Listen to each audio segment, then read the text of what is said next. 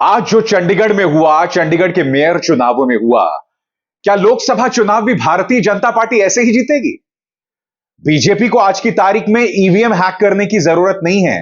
जो चंडीगढ़ के मेयर चुनाव में हुआ, वो लोकतंत्र के इतिहास का एक काला दिन माना जाएगा। लाइव स्क्रीन्स पर कथित तौर पर जो प्रिजाइडिंग ऑफिसर है, जो भाजपा से जुड़ा हुआ है, वो जो है धांधली करता हुआ, हेरा फेरी करता हुआ कथित तौर पर दिखाई दिया।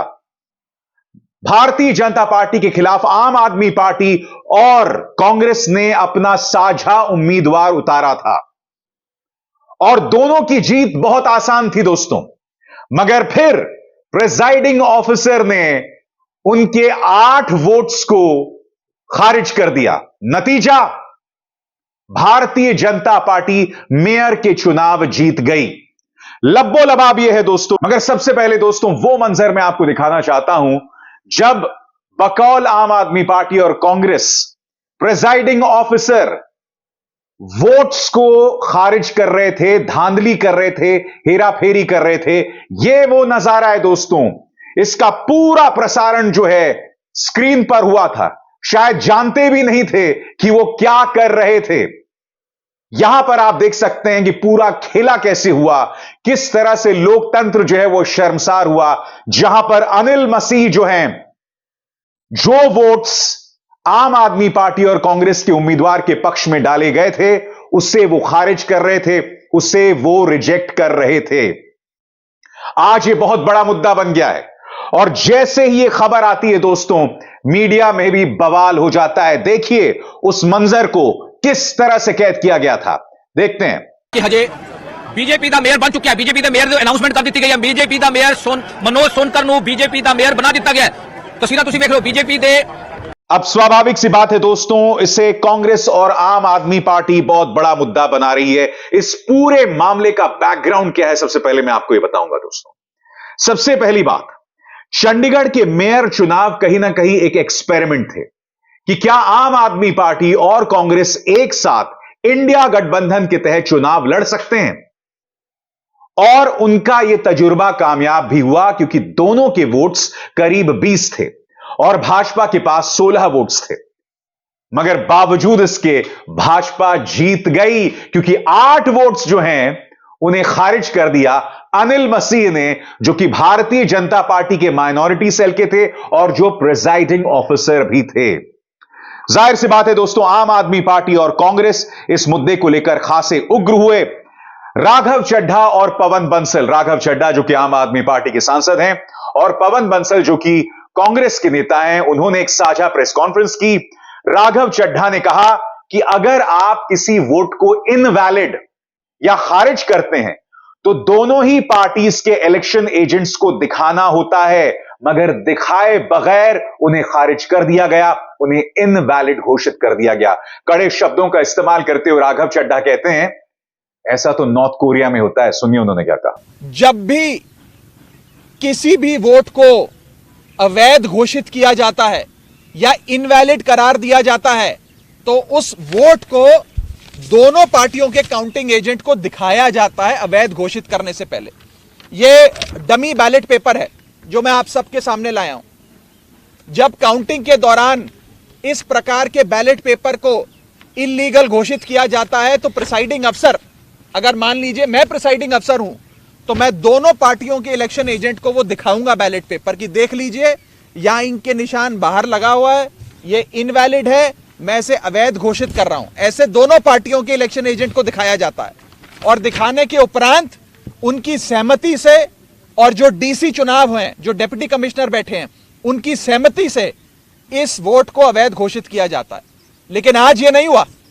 आज ना इलेक्शन एजेंट को दिखाया गया, ना डीसी को दिखाया गया और बस एक एक कर आम आदमी पार्टी के वोटों को और कांग्रेस पार्टी के वोटों को अवैध घोषित कर दिया गया।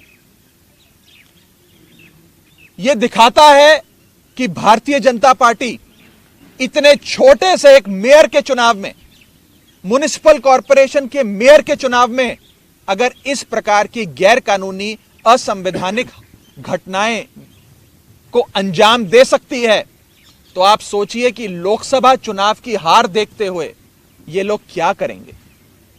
क्या भाजपा इस देश को नॉर्थ कोरिया बनाना चाहती है कि इस देश में चुनाव ही ना हो और चुनाव सिर्फ उसी स्थिति में हो जहां भारतीय जनता पार्टी पूरी मशीनरी को रिग कर पूरी चुनावी प्रोसेस को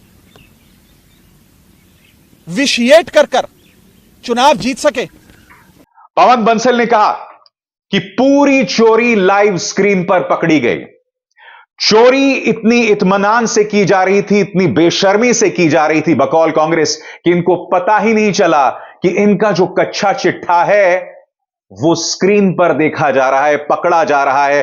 और वो नजारा मैं आपको दिखा भी चुका हूं दोस्तों। यह है अनिल मसीह और यह वो नजारा है जो लोकतंत्र के चेहरे पर एक करारा तमाचा है।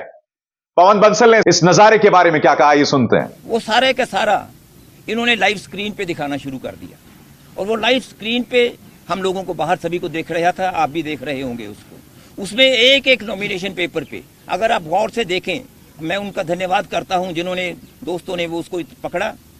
एक एक नॉमिनेशन पेपर पे एक साइड पे थोड़ा सा निशान लगा के दूसरी तरफ हस्ताक्षर करते हैं। हमने डिप्टी कमिश्नर से पहले रिक्वेस्ट की हुई थी कि ये जो प्रिजाइडिंग ऑफिसर हैं उनके पास पेन अलग रंग का होना चाहिए, हरे रंग का उनके पास पेन होना चाहिए, ताकि ऐसा ना हो कि वही कोई निशान लगा दें जिसका हमें डर था वो करें। हमने ये ज़रूर सुनिश्चित किया कि बैलेट पेपर देने से पहले ऐसा ना कर दें। लेकिन जब बैलेट पेपर वहाँ पहुँचे, एक नॉर्मल प्रोसेस है, वो नॉर्मल डेमोक्रेसी का अधिकार है पार्टीज का, इलेक्शन लड़ने वालों का, कि अपना एक काउंटिंग एजेंट वहाँ मौके पर बिठाते हैं। काउंटिंग एजेंट आगे होते हैं, दोनों कैंडिडेट अपना अपना एक नामजद कर देते हैं। वो वहाँ आके वहाँ वो देखते हैं, एक एक पेपर को वो देखते हैं, फिर वो देखते हैं भी हाँ ये इनवैलिड है। लेकिन इस केस में क्या हुआ, जो काम सेक्रेटरी या किसी और ऑफिसर का होना था म्युनिसिपल कॉरपोरेशन में, वो भी उन्होंने प्रिजाइडिंग ऑफिसर ने खुद ले लिया। बैलेट पेपर निकाल के बाहर रखे, एक एक को खुद खोला, खोल के देख रहे थे हम उनके चेहरे पे क्या रंग उड़ रहे थे। वो देख रहे थे ये भारतीय जनता पार्टी हार रही है और ये आपका जो कैंडिडेट मेयर का था, हमारे कांग्रेस के होने थे senior deputy mayor and deputy mayor, आपस में ये समझौता था। जो ये कैंडिडेट हमारे साझे कैंडिडेट मेयर के लिए थे, देख रहे थे उनको वोटें ज़्यादा, उनके चेहरे पे देखने को पता लगता था, उनके हाथ कांपने में पता लगता था। उन्होंने वो 2 बार ऐसे ऐसे करके रख दिए। बाद में उन्होंने फिर, वो ऐसा नहीं होता, बाद में उन्होंने फिर उठा के एक पे निशान लगाया साइड पे और वहाँ हस्ताक्षर करके रख दिए, उनको रिजेक्ट करते रहे, दूसरे 2 ट्रेज में रख दिए। रिजल्ट वो हुआ जो राघव जी ने कहा है, 12 और 16 रहे, 8 वोटें पहली बार, यानी कि 25% से ज़्यादा वोटें रिजेक्ट हुई हैं इनवैलिड होके। आज तक जहाँ बिल्कुल अनपढ़ लोग भी वोट डालते हैं वहाँ भी ये कभी नहीं होता, वहाँ कभी नहीं देखने को आया कि इतनी बड़ी परसेंटेज पे वोट्स रिजेक्ट हुई हो। बिल्कुल बेशर्मी के साथ उन्होंने वो आज किया जो लोकतंत्र में नहीं होता, एक पहले से साजिश थी। दोनों ही पार्टी के नेताओं ने माना जो हुआ है ये न सिर्फ लोकतंत्र का अपमान है बल्कि देशद्रोह भी है और अनिल मसीह को तुरंत गिरफ्तार किया जाना चाहिए।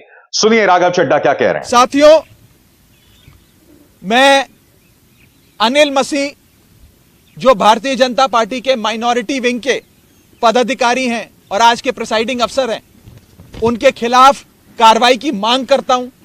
आपराधिक मामला दर्ज होना चाहिए और उनकी गिरफ्तारी होनी चाहिए। ऐसे लोग और ऐसी पार्टियां जो हमारे देश की लोकतंत्र की सरेआम हत्या कर रहे हैं, उन लोगों को बाहर रहने की कोई आवश्यकता नहीं है। उन लोगों की सही जगह जेल है, उन लोगों को जेल होनी चाहिए। मैं सीधा बस इतना कहना चाहता हूं कि भारतीय जनता पार्टी ने जो आज चंडीगढ़ मेयर चुनाव में किया है वो सीधा सीधा देशद्रोह है। यह देशद्रोह से कम चीज नहीं है और इन लोगों के खिलाफ कार्रवाई होनी चाहिए, नहीं तो इस देश के आम आदमी का लोकतंत्र से और चुनावी प्रक्रिया से विश्वास उठ जाएगा। दोस्तों, आपको समझना पड़ेगा कि यह मामला दरअसल है क्या। आम आदमी पार्टी और कांग्रेस एक साथ आते हैं और भाजपा समझ जाती है कि अब किसी भी सूरत में आप जीत नहीं सकते। इसके बाद अनिल मसीह की बीमारी का हवाला देते हुए पूरी प्रक्रिया को फरवरी 6 तक मुलतवी कर दिया जाता है। मगर फिर आम आदमी पार्टी और कांग्रेस पंजाब हरियाणा हाईकोर्ट जाते हैं और कोर्ट कहता है कि नहीं, तुरंत आप चुनाव कराइए। चुनाव कराए गए और आपके सामने क्या नजारा था आपने देखा।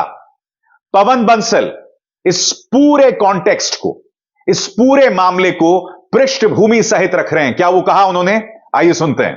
वहां दो बातों के बीच में बहुत बड़ी कॉन्ट्रडिक्शन थी। ये बातें जरूरी हैं ये बताने के लिए कि ये एक इंट्रीग, एक साजिश के तहत सब हो रहा था। उस वक्त उन्होंने तो अपनी स्टेटमेंट में प्रेस को कहा कि मैं काफ़ी समय से मेरी बैक पेन है, लेकिन डिप्टी कमिश्नर ने कहा कि मेरे पास समय नहीं था कोई और किसी काउंसलर को नॉमिनेट करने के लिए जो मौके पे भी एकदम हो सकता है। अगर मीटिंग में सभी सदस्य इकट्ठे भी हो जाएं, अगर वहाँ प्रिजाइडिंग ऑफिसर नहीं पहुँचे, उनमें से एक को भी किसी को उठा के वहाँ बिठा दिया जाता है कि ये प्रिजाइड ओवर करेंगे, लेकिन उन्होंने ऐसा नहीं किया। जब अपने उन्होंने एक्शन में एक कमी देखी तो लॉ एंड ऑर्डर का सिचुएशन उन्होंने खड़ा कर दिया। लोग इनके पहुंचे हुए थे 16 तारीख को दफ्तर में हल्ला करने के लिए, लेकिन उसका फ़ायदा उठाते हुए इन्होंने इलेक्शन 6 फरवरी के लिए डिक्लेयर कर दिए। बेबस होके हम लोगों को हाई कोर्ट में जाना पड़ा और हाई कोर्ट ने जो फटकार उनको दी आप वो सब जानते हैं, आपने सब देखा है।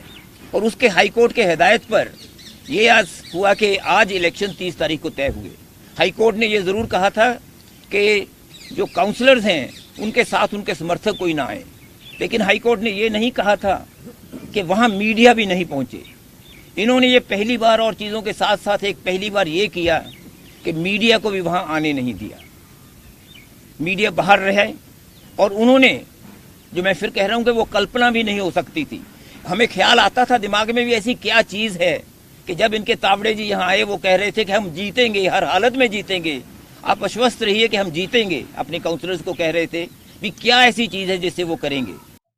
दोस्तों, एक बात स्पष्ट हो जाती है, जो इस वक्त चंडीगढ़ के मेयर चुनाव में हुआ, ऐसा नहीं कि भारतीय जनता पार्टी के नेतृत्व वाली सरकार में यह पहली बार हुआ है। याद कीजिएगा, बिहार के जब चुनाव हुए थे उस वक्त भी बताया जा रहा है कि कम से कम 5 ऐसी सीटें थी, 5 से 7 ऐसी सीटें थी जहां पर अधिकारियों की मदद से चुनावी नतीजों को पलटा गया। कई मामलों में राजद के उम्मीदवार की जीत की घोषणा हो गई थी, मगर फिर वो घर जाते हैं और मामला पलट जाता है। इसलिए मैंने कार्यक्रम की शुरुआत में आपसे कहा था दोस्तों, ईवीएम हैक करने की जरूरत नहीं है जब आपके पास सिस्टम है, जब अधिकारी आपके सामने नतमस्तक हैं। और इसीलिए बहुत जरूरी हो जाता है कि चुनाव आयोग निष्पक्ष हो। सुनिए राघव चड्ढा लोकतंत्र की दुहाई देते हुए देश की जनता से क्या अपील कर रहे हैं, सुनते हैं। चंडीगढ़ चुनाव से जो आज असंवैधानिक गैर कानूनी काम भाजपा ने इस मेयर के चुनाव में किया, से एक सीख हम सबको अवश्य लेनी चाहिए कि आने वाले 2024 के लोकसभा चुनाव में आप किसी को हराने के लिए या किसी को जिताने के लिए वोट मत डालिएगा। आप इस बार लोकतंत्र की रक्षा करने के लिए, इस देश में डेमोक्रेसी को बचाने के लिए वोट डालिएगा। क्योंकि अगर इस बार इसी छल कपट से इंडिया गठबंधन को हराकर भाजपा फिर जीत जाती है तो शायद इस देश में चुनावी प्रक्रिया ही समाप्त हो जाए और भारत देश चीन या नॉर्थ कोरिया जैसी डेमोक्रेसी में तब्दील हो जाएगा। ये बड़ा खतरनाक आज संदेश इस चंडीगढ़ मेयर चुनाव से निकला है। मेरी देशवासियों से अपील है कि इस पे जरूर गौर फरमाइएगा और अपने वोट की ताकत से आने वाले 2024 के लोकसभा चुनाव में डेमोक्रेसी की रक्षा करने के लिए, लोकतंत्र को बचाने के लिए वोट डालिएगा। मैं फिर दोहरा दूं दोस्तों, कहने को ये सिर्फ चंडीगढ़ के मेयर चुनाव थे, मगर ये अपने आप में तजुर्बा था, ये अपने आप में एक केस था, एक केस स्टडी था। और ये केस स्टडी 2 जरियों से होता है। पहला, आम आदमी पार्टी और कांग्रेस का गठबंधन क्या ये कामयाब हो सकता है, और कहीं ना कहीं यहां पर अगर प्रक्रिया जो है निष्पक्ष होती और अगर आम आदमी पार्टी और कांग्रेस का उम्मीदवार जीत जाता तो स्वाभाविक सी बात है इसका रास्ता दिल्ली के लिए खुलता। क्योंकि आप जानते हैं दोस्तों, दिल्ली में 7 सीटें हैं और यहां पर बताया जा रहा है कि फॉर्मूला जो है कांग्रेस और आम आदमी पार्टी के बीच में यह हो रहा है कि आम आदमी पार्टी 4 सीटों पर चुनाव लड़ेगी और कांग्रेस 3 सीटों पर। अभी ये बातें फाइनलाइज नहीं हुआ है, पहली बात यह। दूसरी बात, लोकसभा चुनावों में जहां मुकाबला करीबी होगा, यहां जहां पर भारतीय जनता पार्टी कमजोर हालत में होगी, क्या इसी टूल किट को अपनाया जाएगा? जो हमने चंडीगढ़ के मेयर चुनावों में देखे, या इससे पहले जो बिहार के विधानसभा चुनाव हुए वहां पर हमने देखा। यह अपने आप में लोकतंत्र के लिए शर्मिंदगी वाला दिन है, जब कैमरे के सामने यह नजारा देश देख रहा था। मैं उम्मीद करता हूं कि सुप्रीम कोर्ट इस पर कार्रवाई करेगा, और इस नजरिए से मैं अपनी तरफ से 3 या 4 मशवरे देना चाहता हूं। सबसे पहली बात, अनिल मसीह पर त्वरित कार्रवाई की जानी चाहिए। उन्होंने 8 जो वोट थे उन्हें खारिज कर दिया। जवाबदेही तय की जानी चाहिए और उन पर कड़ी से कड़ी कार्रवाई की जानी चाहिए। दूसरी बात, यह बहुत जरूरी हो जाता है कि आम आदमी पार्टी और कांग्रेस तुरंत सुप्रीम कोर्ट के पास जाएं। कहने को यह चंडीगढ़ का मेयर चुनाव है, मगर इसका असर लोकसभा चुनावों पर भी पड़ सकता है। इसके अलावा इस मुद्दे को बड़ा बनाने की जरूरत है, देश की जनता के सामने लाने की जरूरत है। आप किसी पॉलिटिकल पार्टी के अंधभक्त हो सकते हैं, मगर लोकतंत्र को जब इस तरह से बदनाम किया जा रहा था, उसका चीरहरण किया जा रहा था, तो कोई भी सभ्य समाज का व्यक्ति इसे बर्दाश्त नहीं करेगा। आप किसी पॉलिटिकल पार्टी के सदस्य हो सकते हैं, उसके अंध समर्थक हो सकते हैं, मगर यह जो अनिल मसीह कर रहे हैं, इसे बर्दाश्त नहीं किया जा सकता। और चौथा और आखिरी सुझाव, यहां तो कैमरे ने पूरे मंजर को कैद किया। सोचिए, जहां पर कैमरा नहीं है, जहां पर निगाहें इन्हें नहीं देख रही, जहां पर ईवीएम्स जो हैं पूरी तरह से अर्धसैनिक बलों के कब्जे में, उनके नियंत्रण में, उनकी सुरक्षा में है, वहां पर क्या होगा? सोचकर सिहरन पैदा होती है दोस्तों। अपने आप में निहायत ही खौफनाक नजारा है। चंडीगढ़ में जो हुआ वो एक मिसाल है आने वाले वक्त के लिए, और मैं उम्मीद करता हूं कि इसे विपक्ष जो है एक बड़ा मुद्दा बनाएगा। अभिसार शर्मा को दीजिए इजाजत। नमस्कार।